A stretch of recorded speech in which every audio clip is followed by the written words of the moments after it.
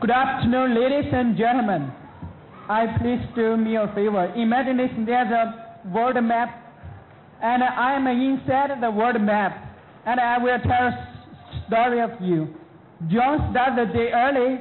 He have set his alarm clock, made in Japan, and his coffee pot was packing, made in China, and he have the dress shirt made in England. You can find where is the flag, and he have the jeans, also have the tennis shoes made in different countries. So think one question: why he can buy the things from different countries? After my presentation, you can find the answer. My essay is the many experiences of globalization and use in three aspects: the culture, economic, and politics.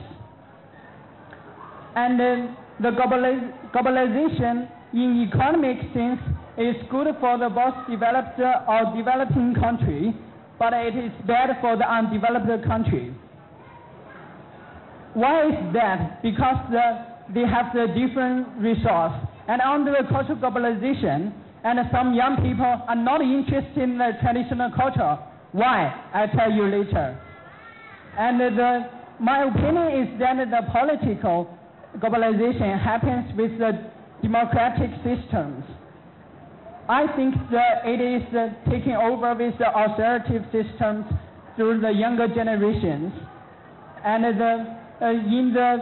for the economic, I focus on the education opportunities, because I think in the developed country, the youth have free education, like England, America, also Hong Kong.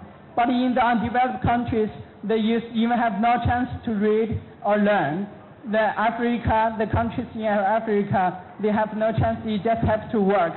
And the economic globalization creates lots of opportunity, but more competition. That means if you have one job, you have to compete with other people.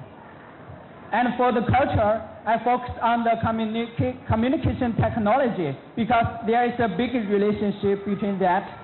And the internet already become the most powerful source, like Facebook, YouTube, and MySpace, and you can meet hundreds of people just in a few minutes. They are from different countries and different lifestyles, and all these things, new things, and make young people think the traditional culture is old and unpopular. They don't want to take time and maybe waste time on the traditional culture.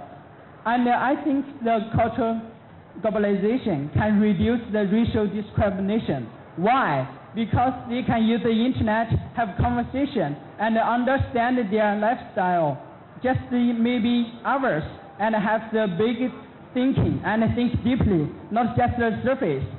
And for the political, I think the main point is the democratic systems, because the youth in the 21st are well educated, and they know each other more than past. Because in the past you cannot send an email and you cannot get connect, and there are many youth organizations, and they encouraging young people to do volunteer work. For example, I'm from Hong Kong, and she from England, and he from America, others from Japan. We can work in one team. We have to vote one team leader, and in this process, we can learn what is democratic system. We can have the communication with the different countries and the people. To sum up, I think the youth in the different areas will have the more connections and conversations in the future, and not already. And it is clear that globalization creates many opportunities, but more competitions could be observed in the meantime. Maybe in the future I will go out from the job and will know the competitions. And as young people, we have to be well equipped with the useful skills in the future, because we have to face up the lots of competitions. I think the youth should have the ability to learn, to judge what is good or what is bad, not just the surface, but think deeply, and not only for themselves, but also for their country. They have to, and maybe should to the responsible for their countries, and since this is the only place where they live, and all of you, we just have one earth, we have to think the problem. That's all for my presentation. Thank you.